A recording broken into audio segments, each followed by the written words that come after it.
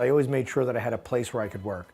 But essentially it amounted to, you know, an extra bedroom. What I found over time, the light was just a huge impediment. What I wanted was to be entrenched the same way as if you were outside in a park on a sunny day.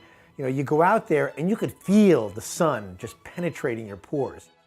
What I also realized was that the room I was working in was effectively like a dead room. Buildings that we live in that are made of wood, they're all dead wood. So the energy just isn't there.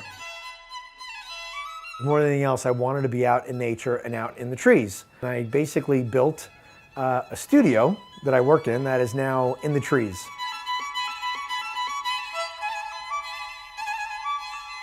"22 feet to the floor, about 30 feet up where you're kind of at eye level.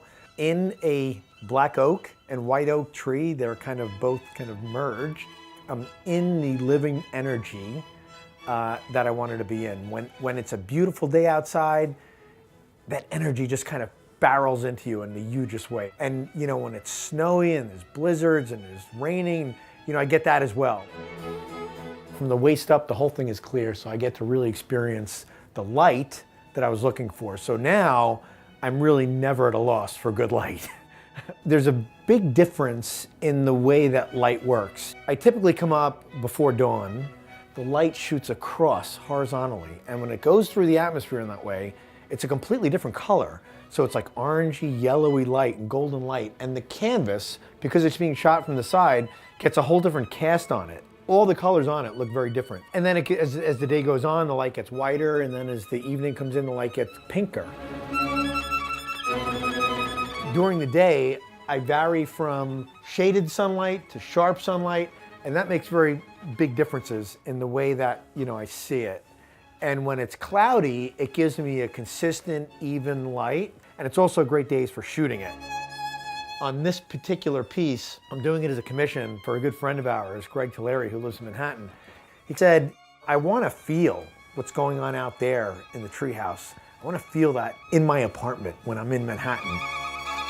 The treehouse has a really big impact on his work because, you know, let's be real. Anyone that has that type of peace and solitude when working is going to create some pretty masterful kind of work.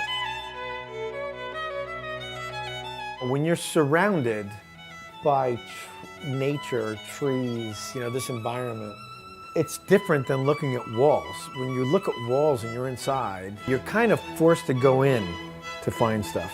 When you're out here, it becomes an interactive process. You just feel it. Your art is a manifestation of the energy and the life that flows through you.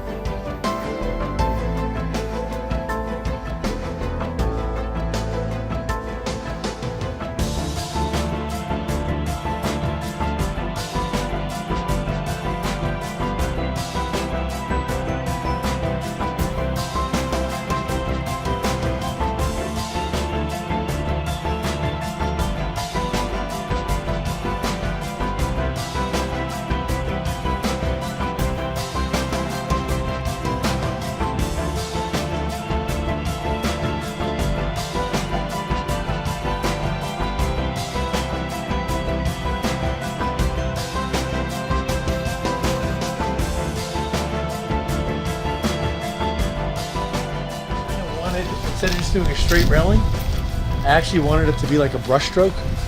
So it's actually like, you know, going like this, because that's like as if you did this, you know, like if you were painting it.